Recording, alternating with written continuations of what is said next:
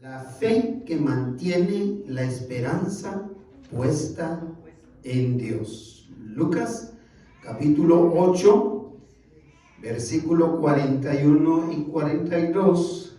Y para continuar con ese mismo milagro, nos saltamos al 49 para 56 del mismo capítulo 8. Empiezo leyendo el versículo 41 del capítulo 8 de Lucas. Dice: entonces vino un varón llamado Jairo, que era principal de la sinagoga, y postrándose a los pies de Jesús, le rogaba que entrase en su casa. 42. Porque tenía una hija única, como de 12 años, que estaba muriendo. Ahora nos saltamos al 49. Estaba hablando aún cuando vino uno de la casa del principal de la sinagoga a decirle: tu hija ha muerto, no molestes más al maestro. Oyéndolo Jesús le respondió: no temas, cree solamente y será salva. Entrando en la casa, no dejó entrar a nadie consigo, sino a Pedro, a Jacobo, a Juan y al padre y a la madre de la niña. Y lloraban todos y hacían lamentación por ella. Pero él dijo: no llores, no está muerta, sino que duerme. Y se burlaban de él, sabiendo que estaba muerta. Mas él, tomándola de la mano, clamó diciendo: muchacha, levántate. Entonces su espíritu volvió, e inmediatamente se levantó, y él mandó que se le diese de comer. Y sus padres estaban atónitos, pero Jesús les mandó que a nadie dijesen lo que había sucedido. La fe que mantiene la esperanza puesta en Dios. La fe que vale la pena es entonces aquella que mantiene la esperanza puesta en Dios. Si nosotros creemos de todo corazón que para Dios no hay nada imposible, y yo creo que de hecho todos los que estamos aquí creemos que para Dios no hay nada imposible, amén. Pues esa es suficiente razón para mantener firme la esperanza en Dios, aún en medio de los tiempos difíciles por los que estemos pasando.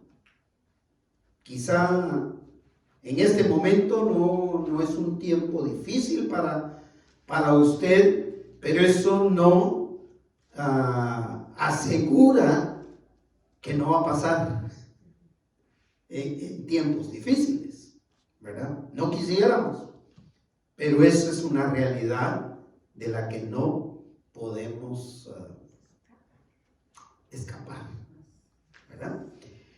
Así que debemos mantener la esperanza en Dios aún en medio de esos tiempos, pues la providencia de Dios manifestada en maneras inexplicables nos recuerda que Dios siempre actúa en maneras extraordinarias que nos parecen increíbles, fantasiosas, decía yo como parte de este culto. Voy a hacer una deuda con ustedes. Quiero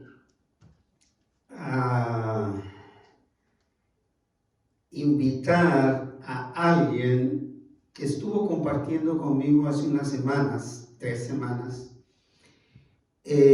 compartiéndome una de esas maneras providenciales en las que el Señor ha actuado, con él específicamente. Y fue un policía de Los Ángeles, muchos años atrás, un policía de Los Ángeles, usado por el Señor, usado por Dios, la manera providencial del actuar de Dios a través de un policía de Los Ángeles, como un ángel de Dios, para traer a esta persona a los pies de Cristo. Hasta hoy día, él es una de las personas más fieles en su congregación. Años. Él era jovencito cuando esto sucedió. Y el mismo policía cerrando esa manifestación providencial, le dijo: yo soy la persona enviada por Dios para decirte eso. Yo soy el ángel del Señor. Impresionante, impresionante. Así que estoy en deuda con ustedes. En cualquier momento lo invito para que venga y comparta este testimonio de esta manifestación providencial. Así que en realidad nada debiera de sorprendernos en cuanto a la manera de actuar de Dios, ¿verdad? Pero lo fantástico, lo espectacular muchas veces de su obrar, si realmente es inevitable quedar maravillados, quedar asombrados en el actuar del Señor.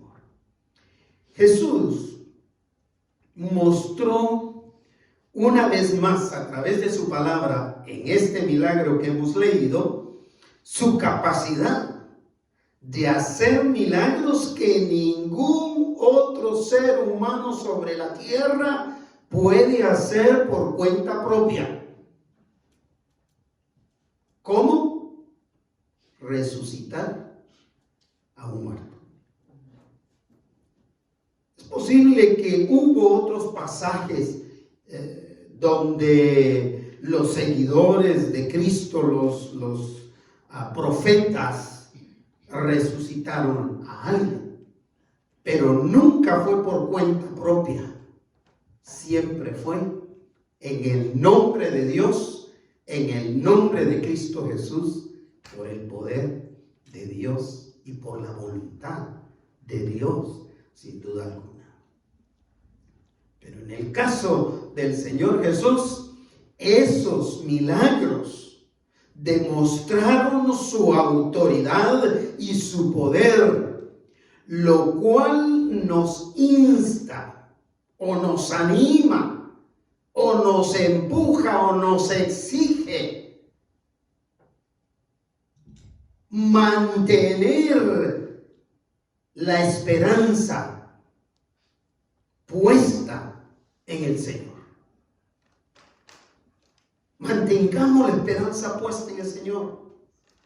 Profundicemos a experimentar una fe que mantiene firme la esperanza en el obrar de Dios, de nadie más, sino en el obrar del Señor. Y más en medio de un mundo que cada vez es más incrédulo de Dios. Es increíble. Es increíble la manera en que hoy el ser humano en cualquier parte del mundo más fácilmente cree en cultos, en filosofías, en corrientes, en cultos incluso de carácter espiritista, antes que creer en Dios. La gente está alejada y cada vez se aleja más y más de depositar esa fe que mantiene la esperanza en nuestro Dios. Por eso que, hablando de la fe que vale la pena, tengo que decir que la fe que vale la pena es la fe que mantiene la esperanza puesta en Dios en primer lugar, porque acude a Él antes de ir a alguien o a algo más.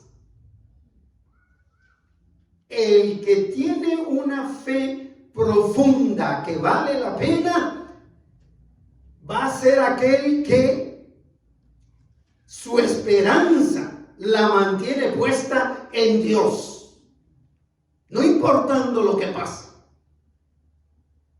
Y cualquier necesidad la va a llevar primeramente a Dios, porque en Él tiene su esperanza. En cualquier necesidad que se tenga, hay que ir al Señor, hermanos, hermanas, antes de acudir a nuestras extraordinarias influencias. Eso es lo que vamos a encontrar en este pasaje. O antes de ir a esos remedios caseros que superan muchas veces, por lo que hablamos o por lo que decimos, superan el poder de Dios. Es decir, lo primerito que se nos ocurre es el té, el famoso té,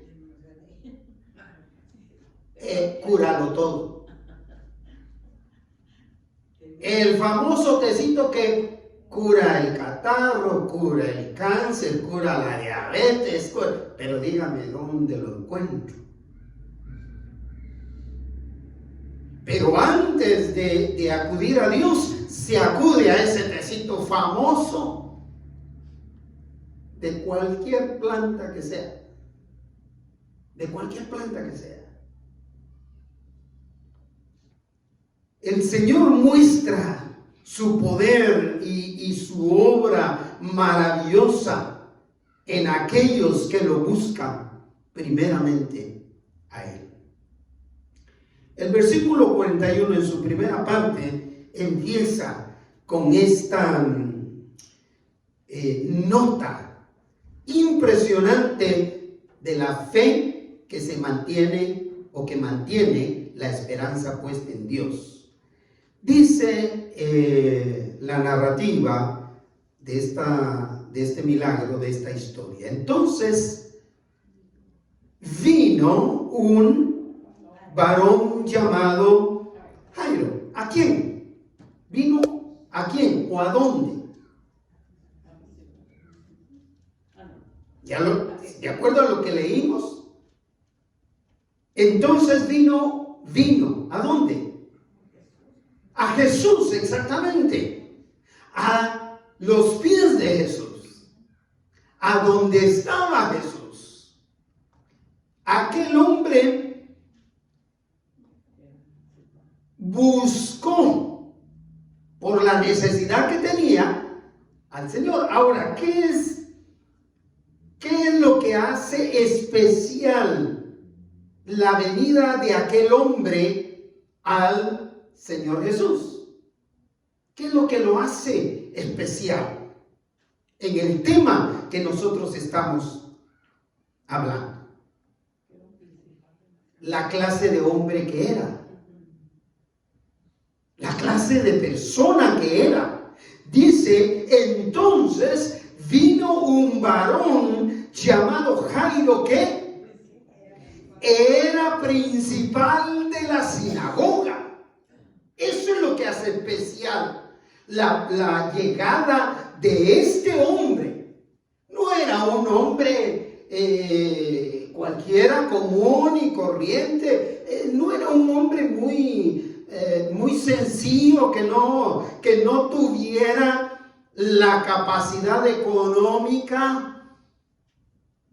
o la capacidad espiritual o la capacidad social de lidiar con esa situación personal por la que estaba atravesando. Como principal de la sinagoga, es bueno pensar en la influencia o en las influencias que este hombre pudo haber tenido. Cuando se habla de un principal de la sinagoga, se está hablando de la persona que estaba a cargo de la sinagoga. Era el que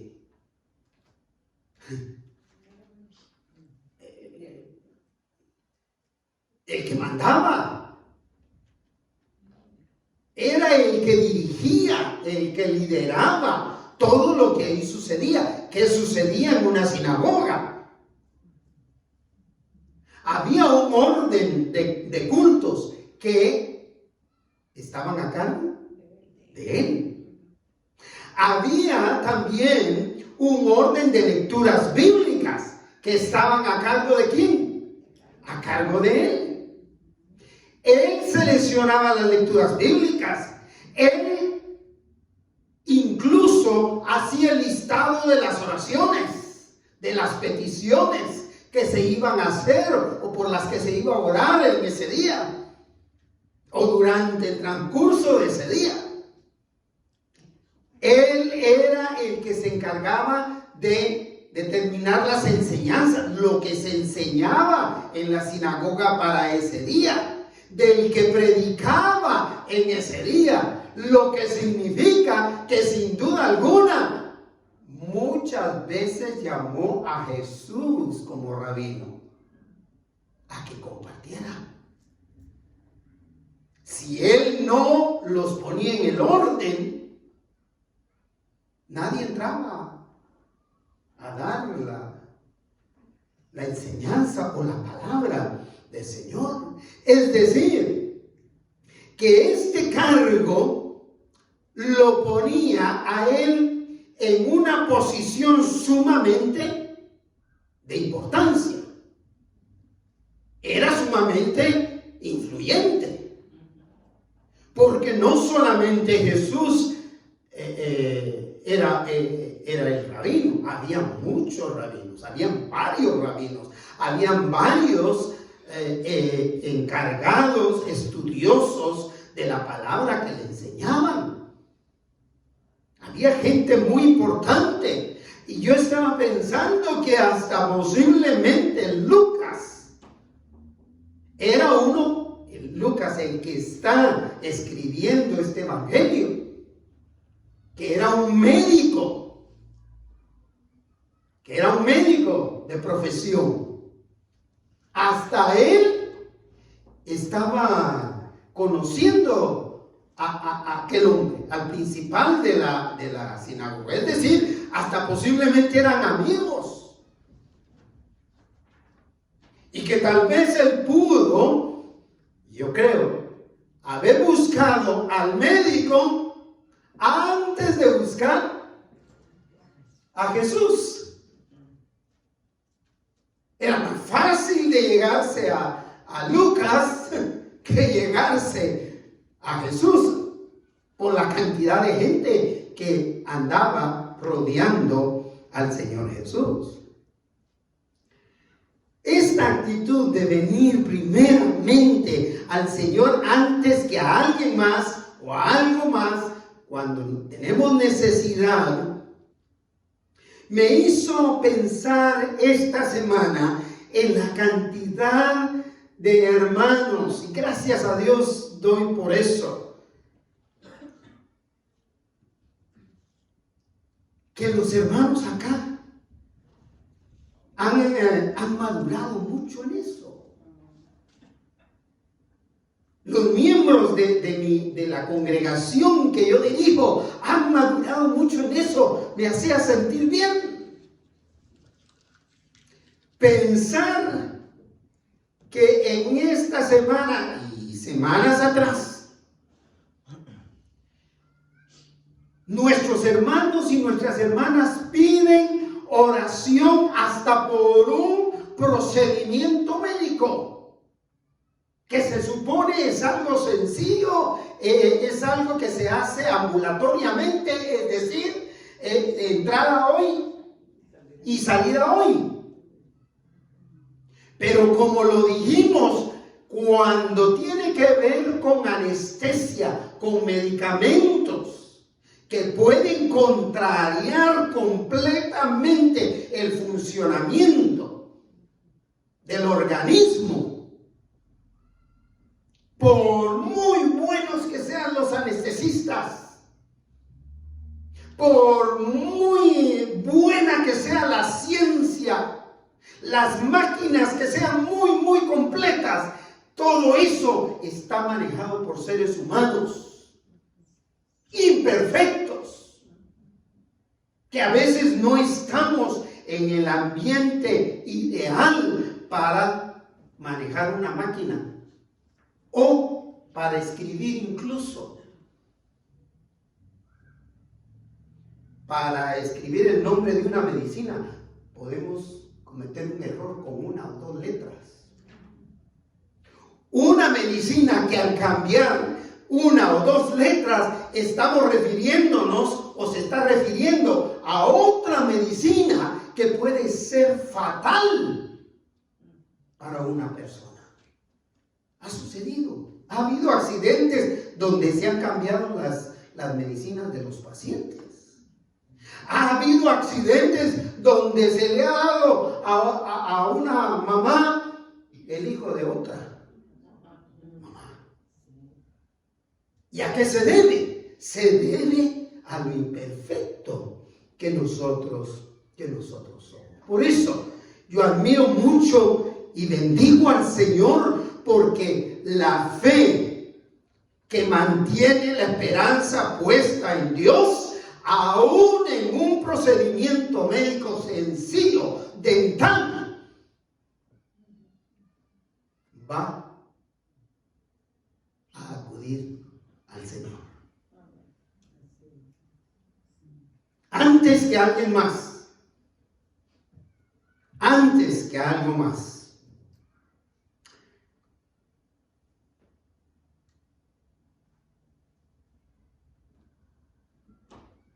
El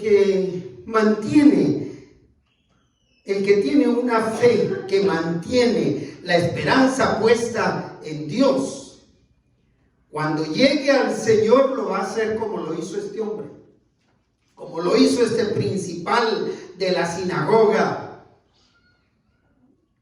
Va a llegar con una actitud correcta de adoración reverente a Dios.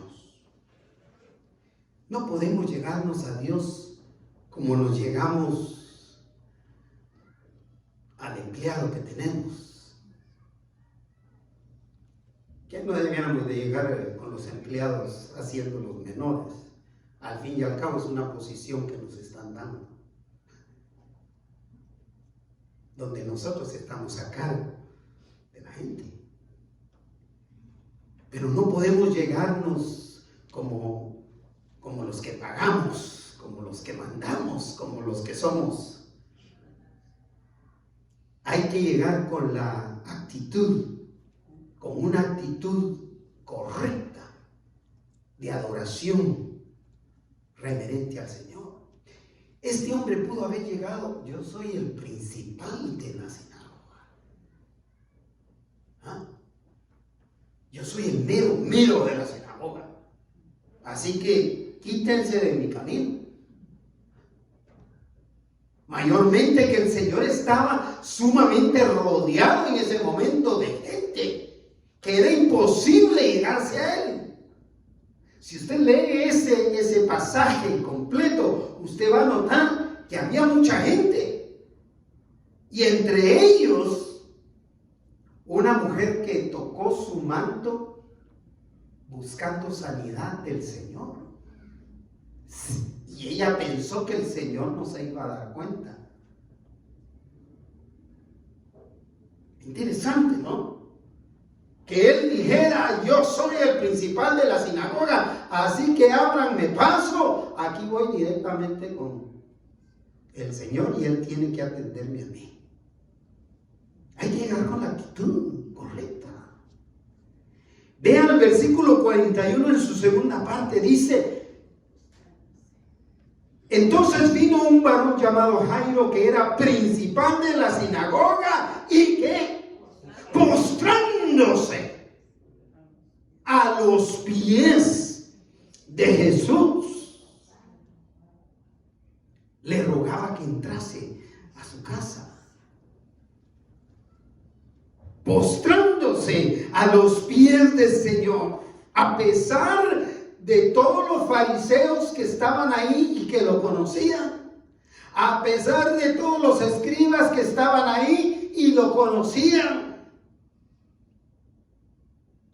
aquel hombre no dudó en postrarse. Y déjeme decirle que los comentaristas resaltan que lo hizo de la manera correcta, porque él, como encargado de la sinagoga, sabía cómo había que postrarse frente a un rabino, frente a un maestro. Y lo hizo de la manera correcta. Esta semana, bueno, ya tengo varias semanas de que hago algunas diligencias por los nietecitos en un lugar donde hay un salón de musulmanes, yo me imagino. Pero me impresiona las actitudes tan reverentes con que llegan para orar. Yo quedé impresionado y los veo tal vez 3 veces, no, 2 veces, 2 veces a la semana los veo. Y me impresiona cómo sacan alfombras, tapetes, al parqueo enfrente del salón, y ahí llegan de rodillas afuera, y de rodillas, y hacen su ritual en reverencia. Y esto es muy parecido. Esto que ellos hacen es gente sin duda alguna de conocimiento árabe y de todo ese aspecto. Pero es impresionante cómo expresan reverencia al Dios que ellos adoran. ¿Cuánto más nosotros, no le parece? ¿Cuánto más nosotros deberíamos llegar con esa sencillez, con esa humildad, a postrarnos a los pies del Señor? Fíjese que llegó de tal manera en humildad que le rogaba que, pero no que atendiera su necesidad. ¿Por qué? Porque el principal sabía que al entrar a su casa, él iba a notar la gran situación complicada por la que estaba atravesando ese principal. Le rogaba, dice. Llegó, se puso de rodillas. Todos han de haber dicho: pero ese es el principal de la sinagoga. Sí, pero está postrado a los pies del maestro, de Jesús, y le está rogando que por favor venga a su casa, porque hay una situación sumamente complicada en la casa. ¿Hemos pasado por ahí? ¿Usted ha pasado por ahí? porque ha tenido que venir de rodillas y decirle, Señor, entra, por favor, entra a mi casa.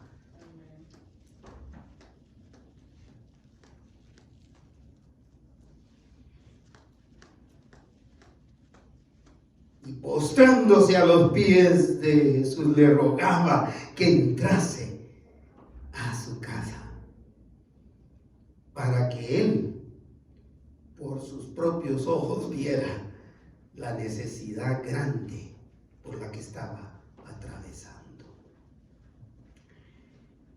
Y aquel problema que este principal de la sinagoga tenía era un asunto sumamente delicado de vida o de muerte, que solo Jesús era capaz de resolver. Solo el Señor era capaz de resolver aquella situación. Y aunque yo digo, era un asunto de vida o muerte, yo creo que era un asunto de muerte. Según la narración de esta historia, era un asunto de muerte. Se convirtió en un asunto de muerte, más que de vida. Dice el versículo 42. ¿Qué es lo que está pasando? Porque, ¿qué es la situación ahí en su casa? Porque tenía una hija única, como de 12 añitos, que se estaba muriendo. Analicemos el problema, la situación. Y yo creo que eso se identifica con nosotros padres de familia, ¿no? O abuelos o bisabuelos. Porque la experiencia es la misma. Yo creo que a veces es mayor con los nietecitos, por lo que yo he experimentado hasta hoy. Tal vez hay más angustia cuando el nietecito está grave que cuando uno de los hijos. Pero dice, porque tenía, en primer lugar, una hija única. ¿Por qué resalta Lucas que tenía una hija única? Quizá el hombre no había chance de que volviera a tener otra. Tanto o por él o por la esposa. El asunto es que era un único hijo. Era única hija. Yo creo que los padres de familia que tienen un solo hijo sufren mucho. Sufren mucho. Pero igual, yo creo los que tienen 2, igual los que tienen 3, igual los que tienen 4, los que tienen 14, como mi papá y mi mamá. Definitivamente hay sufrimiento. Bueno, igual ha de haber sufrido la pobre tía. Pero tenía una única hija. Segunda gravedad en el problema. Era una niñita, una niña, 12 años. 12 años. Pero lo que le pone el problema mayor, ahí no digo la crema a los tacos, sino la situación peor de lo que estaba pasando es que estaba agonizando. ¿Usted ha estado en la agonía de un pariente? Yo estuve en la agonía de mi mamá. Yo estuve el penúltimo día de su muerte con ella. Tuve que orar con ella en esa agonía. Y es impresionante. Y no me quiero imaginar la agonía de un hijo. no me quiero imaginar estar presente en la agonía de mi hijo, porque no es lo normal. Estaba muriéndose, dice. Como padres de familia, mis hermanos y mis hermanas, podremos imaginar el dolor emocional de este hombre y de su esposa. Porque sí tenía su esposa. Lo vamos a ver un poquito más adelante y estaba ahí presente. Podemos imaginar el dolor emocional que ellos pasaban, el miedo que ellos sentían de perderla. ¿Qué otra de las cosas? La impotencia. Cuando son bebés, lo que más nos aflige es la impotencia de saber por qué estás llorando.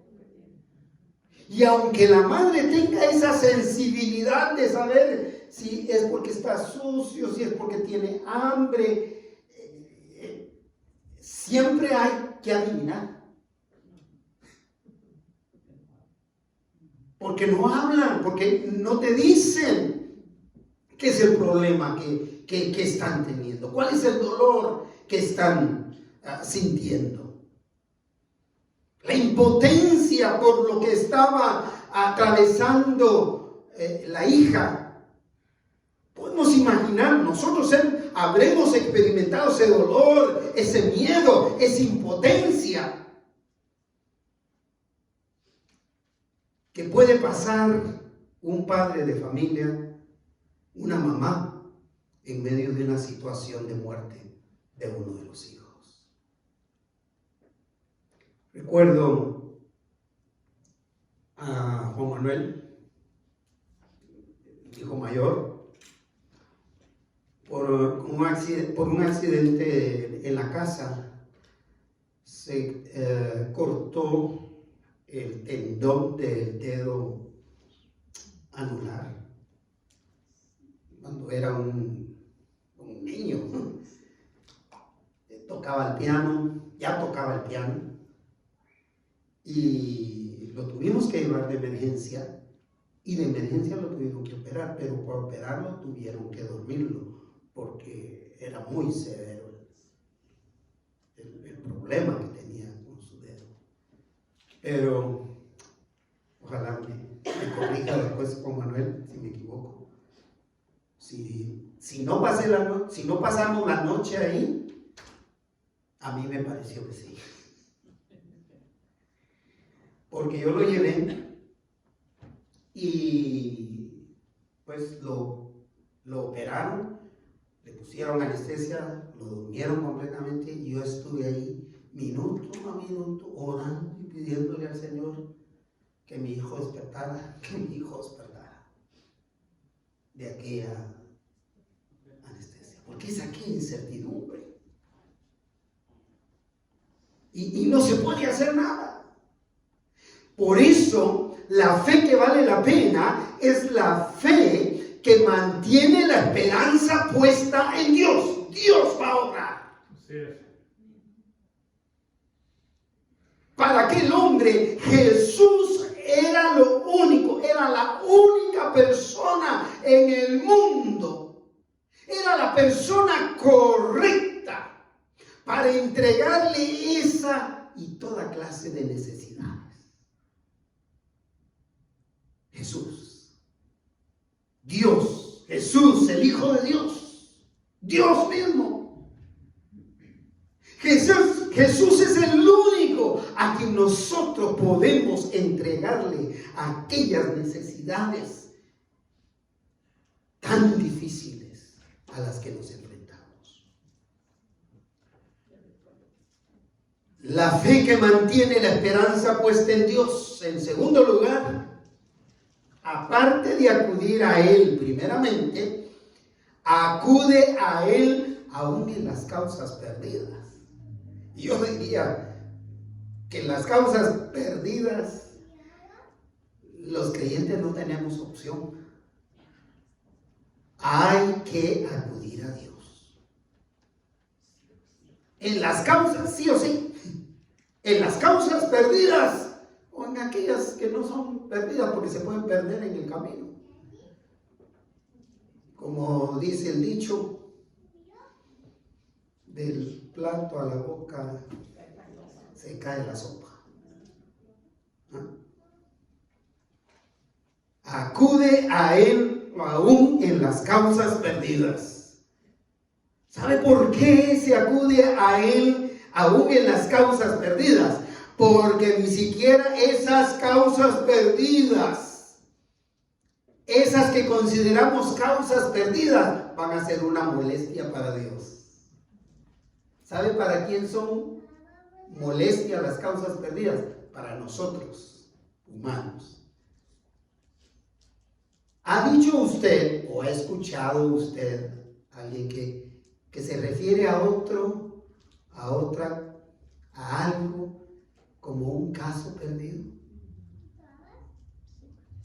¿Ha considerado casos perdidos? Yo creo que sí. Dice, este ya es caso perdido. Refiriéndose a una persona. Esta ya es caso perdido. Tal vez se ha referido a un hijo suyo, a una hija suya. Estos ya son casos perdidos.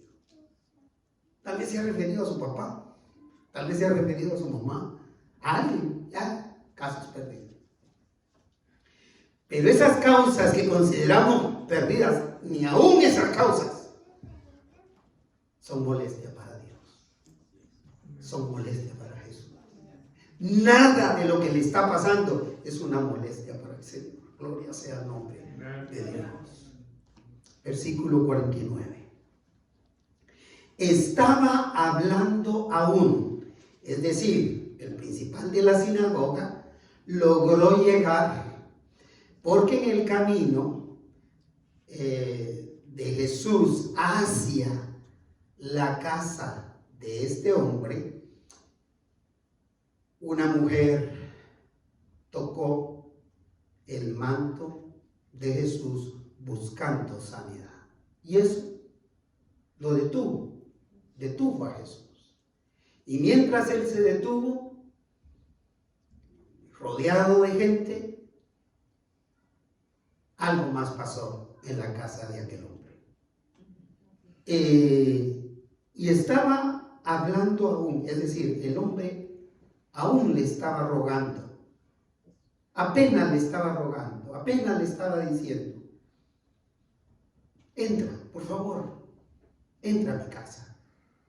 Aún estaba ahí con la palabra en la boca, cuando vino uno de la casa del principal de la sinagoga y le dijo dos cositas. La primera que le dijo fue, tu hija ha muerto. Qué mala noticia, ¿no? Yo creo que ni tiempo a negarse le dio. Es decir, al hombre a negarse emocionalmente. A decir, no es cierto. Yo creo que no le dio tiempo. No sé si era muy sincero, muy directo este otro que venía. Sin duda alguna era un trabajador de él. O era alguien que colaboraba con él. Pero este vino a decirle abiertamente, tu hija ha muerto. Se acabó. Ya. Todo está, en otras palabras, exactamente. Todo está perdido. No hay nada más que hacer. Se acabó. Pero le completó. ¿De qué manera? No molestes más. ¿A quién? Al maestro. A mí me parece interesante la manera en que lo llama. Porque no lo llama, no molestes al Señor. No molestes más al Señor. Es decir, lo conocía como maestro, pero no como el Señor, no como el Mesías, no como el Cristo, no como Dios Todopoderoso. Entonces le dice, no molestes más al maestro. ¿Por qué es importante esto que les estoy diciendo? Porque a partir de que la situación definitivamente empeoró. ¿Por qué empeoró? Porque ahora ya no era una persona viva, moribunda, sino ahora era una persona muerta, inerte. Ya no hay chance de nada.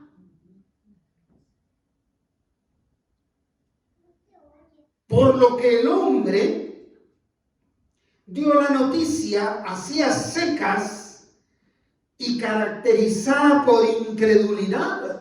¿Por qué? Porque le dijo, no molestes más al maestro, porque consideró que seguir insistiéndole al maestro era más bien una molestia, pues significaba una pérdida de tiempo para el maestro, porque ya no iba a poder hacer nada. A ver, ¿alcancé a oír? Porque ya era un caso perdido, correcto. Ya no molestes más, porque este es un caso perdido. Pero la fe que mantiene la esperanza puesta en Dios nos ayuda a vencer el temor que nos invade al estar frente a lo que se considera una pérdida irreversible. La muerte es una pérdida irreversible. No se puede reversar, es decir, no se puede regresar. No se puede cambiar. A menos que sea la voluntad de Dios y el obrar de ese Dios todopoderoso. Versículo 50. Oyéndolo, Jesús le respondió. Qué interesante lo que le dijo. Las primeras dos palabras, típicas de Dios, típicas del Señor Jesús. En toda la Biblia se repite una, otra y muchas veces estas dos palabras. Leámoslo juntos. No temas.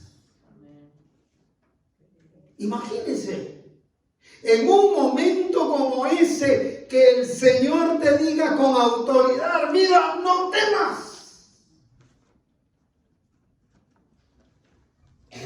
Un momento como ese, hermano Raúl, el Señor te diga, no temas. En situaciones que ya vemos como perdidas, que el Señor te diga, no temas. Y lo complementa diciéndole, lea conmigo, cree solamente y será salva.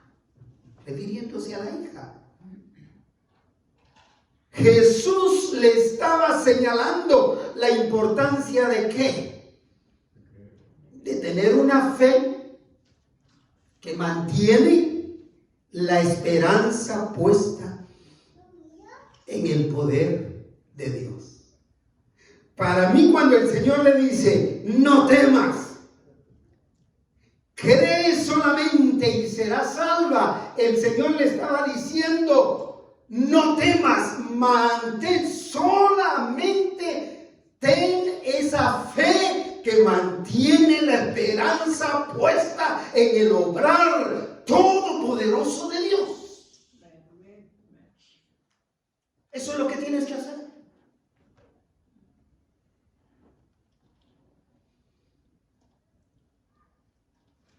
El que profesa la fe, que mantiene la esperanza puesta en Dios, sabe que Él obrará. Pase lo que pase, Él obrará, incluyendo el pesar de la incredulidad del corazón pecaminoso. El Señor va a obrar. Aún en presencia de incrédulos, el Señor va a obrar. Cuando todos te digan, ya es un caso perdido, Si tienes una fe que vale la pena, vas a mantener tu esperanza puesta en el obrar de Dios.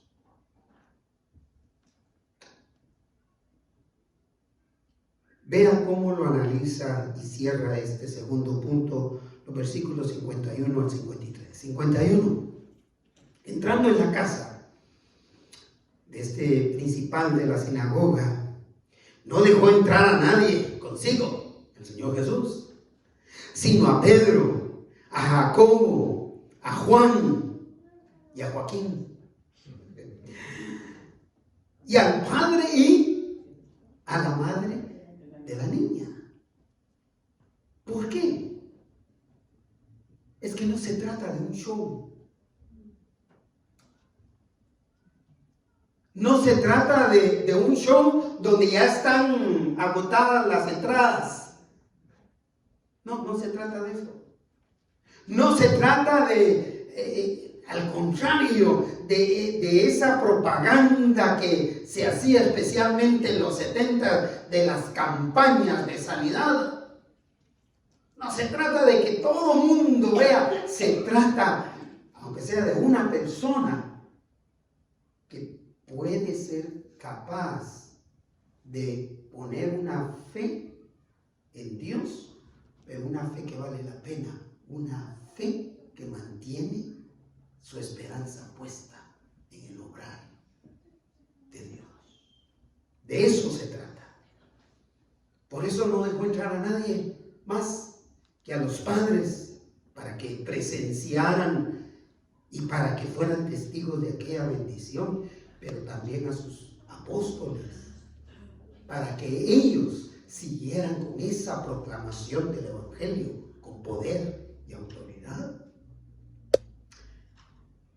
Al ver esto Jesús, versículo 52, y lloraban todos, y hacían lamentación por ella. Yo no sé si Pedro, Jacobo y Juan estaban llorando también. Aquí Lucas describe diciendo, y lloraban todos adentro y afuera, y hacían lamentación por la vida de aquella niña.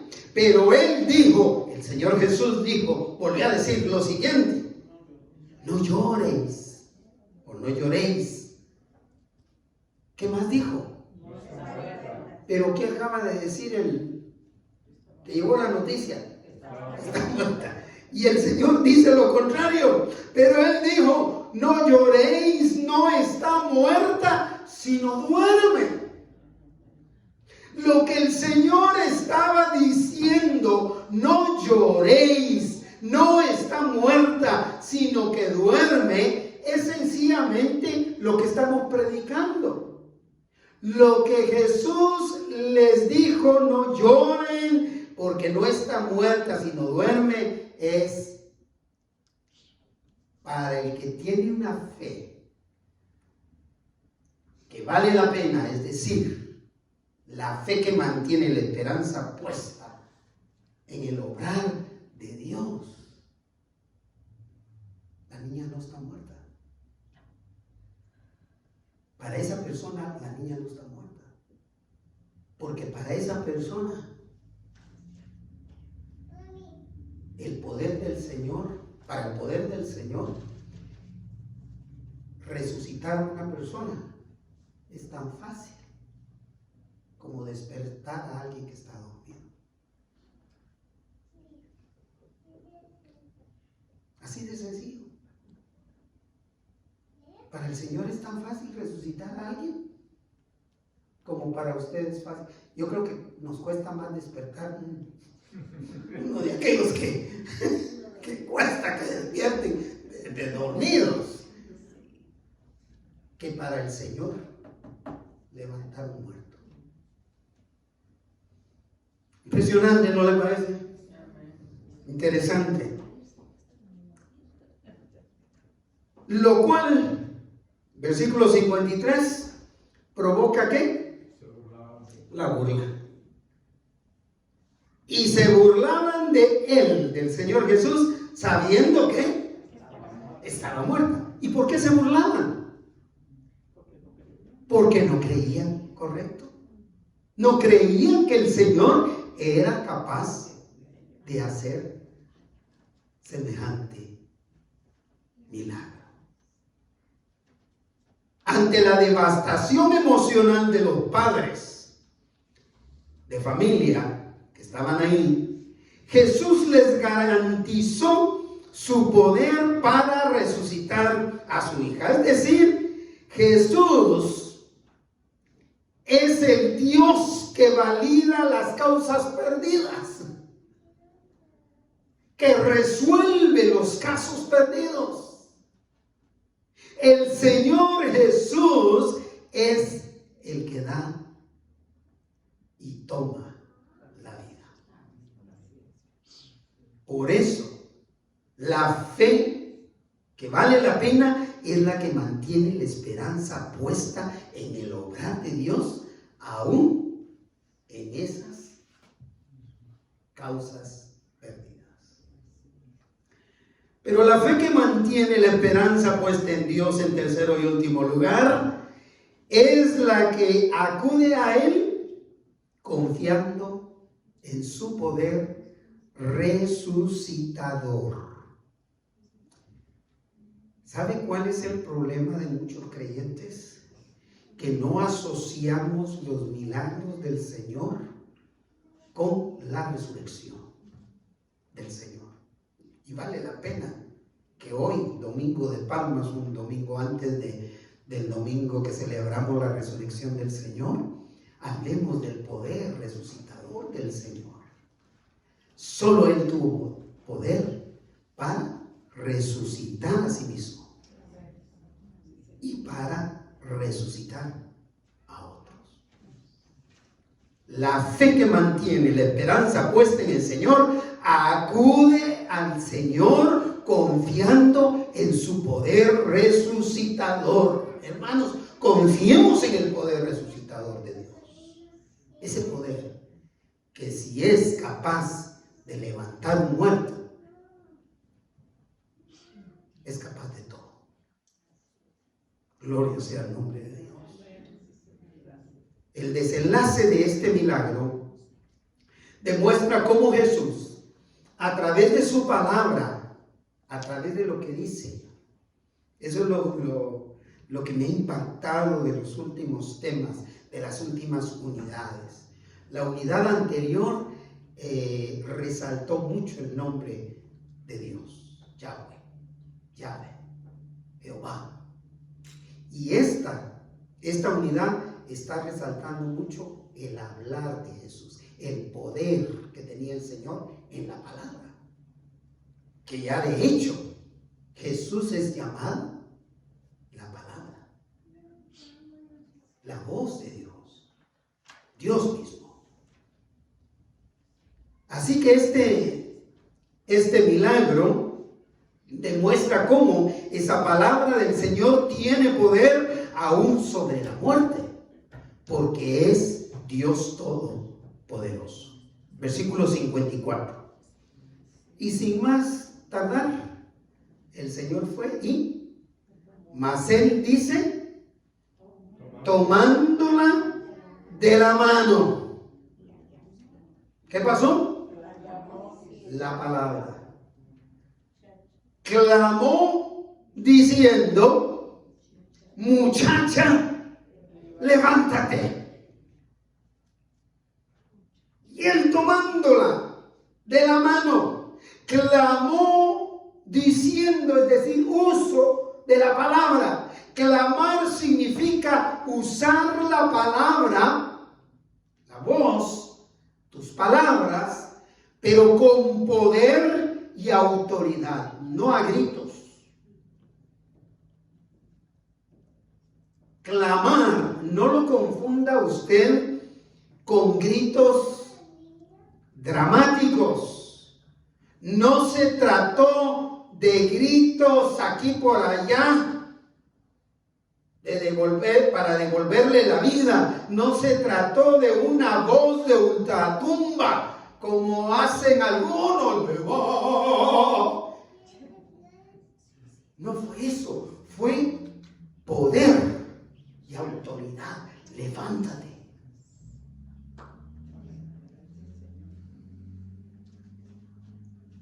al punto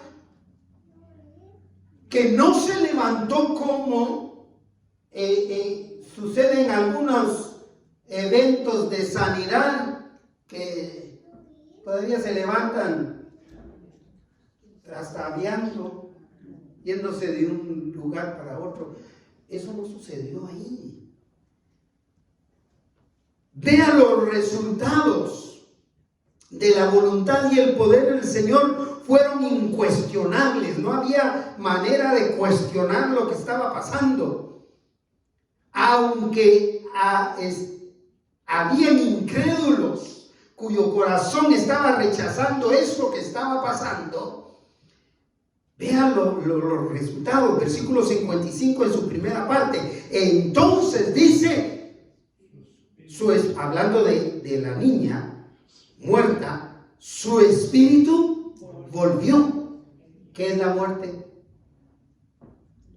¿Cómo se explica la muerte? Separación del espíritu y el cuerpo. ¿Y qué dice que fue el resultado? Que el espíritu volvió al cuerpo. ¿Qué significa? Tiene vida. Es incuestionable este asunto. Su espíritu volvió e inmediatamente se puso en pie. Aquella niña es seguro que no se levantó preguntando, ¿y qué me pasó? Como zombie. No. Me imagino que se levantó como que nada había pasado. Y así lo narra Lucas. Jesús hizo en ese momento que una causa perdida fuera reversible. Gloria sea el nombre del Señor. Saben que esta semana, reflexionando en este pasaje, hice un ejercicio personal. Dije, ¿cómo sería levantarme ahorita y anotar esas causas que a mí me parecen perdidas? Y saben que de voladita escribí 4 y todavía me quedaron ahí un montón. Pero ¿qué hacer con esas causas perdidas? Mantengamos ¿qué? La fe que mantiene la esperanza puesta en Dios. Dios va a obrar. Entonces, esas causas que escribí, les quiero invitar a que ustedes, tal vez no las escriban ahorita, pero piensen en esas cosas que parecieran causas perdidas. Esas personas que ustedes piensan son casos perdidos, escríbanlos. Pero eso de escribirlos es para traerla al Señor, al obrar de nuestro Dios. Después de este asombroso milagro de resurrección que el Señor llevó a cabo, Él dio un par de instrucciones, las cuales debían ser obedecidas de inmediato. Versículo 55b da la primera. ¿Cuál es la primera orden que da? Y Él mandó que se le diese de comer. Una niña de 12 años come igual que un niño de 12 años, un varón de 12 años. Ambos están en pleno desarrollo y de seguro que comen. Y la niña sin duda se levantó con hambre y les dio la orden el Señor, les mandó, denle de comer. Es una niña normal, no hay problema. Y la segunda orden que dio, muy interesante, versículo 56. Y sus padres estaban asombrados, atónitos, dice. Y Jesús, ¿qué? Les mandó, les dio la segunda orden, ¿qué? Que a nadie dijesen lo que había sucedido. Qué interesante, ¿no le parece? ¿Sabe por qué? Porque no se trata de un espectáculo. Vengan a ver lo que hice. No, se trata de la fe. Tanto los que vieron como los que no vieron. Tanto los que hemos visto milagros realizarse como los que no hemos visto. La fe consiste en eso, en creer que Dios es todopoderoso para hacerlo. Si esa es su voluntad, Dios es todopoderoso para hacerlo. Y sus padres estaban atónitos. Pero Jesús les mandó que a nadie dijesen lo que había sucedido. Lucas no explica por qué razón lo pidió. Pero yo les recuerdo que Jesús es el mejor ejemplo de amor del que podemos hablar. Es el mejor ejemplo de justicia de quien podemos hablar. Pero también es el mejor ejemplo de prudencia. ¿El Señor sabe cuánto es mejor? En boca callada no entra mosca, decía mi papá y mi mamá. El Señor sabe. El Señor sabe cuándo es mejor guardar silencio. Cuándo es más prudente quedarnos callados. No todo el tiempo tenemos que pasar hablando y argumentando y criticando y hablando mal. O incluso hablando bien, pero a veces no es el tiempo para hablar bien. A veces la mejor palabra, dice mi esposa, es la que no se dice. Entonces, a veces lo mejor es no decir nada. Muchas veces.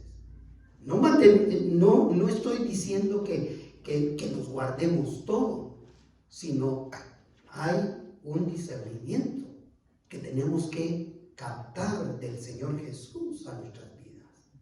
Cuando hay que callar o cuando hay que hablar, hay que hacerlo. Concluyo diciendo, confiemos en Jesús, hermanas, hermanos, en que Él proveerá para todas las necesidades, para las necesidades más apremiantes que tengamos. Por eso traigámoslas primeramente a Él y solo a Él, con la fe que mantiene la esperanza puesta en el obrar todopoderoso de nuestro Dios. Antes de confiar en un médico, antes de confiar en un amigo, abogado, antes de confiar en el mejor seguro de vida, nadie se lo va a ofrecer. Antes de depositar esa confianza en cualquier cosa que no sea Dios, piense en esto. Depositar la fe, porque la fe que vale la pena es aquella que mantiene la esperanza puesta en la mano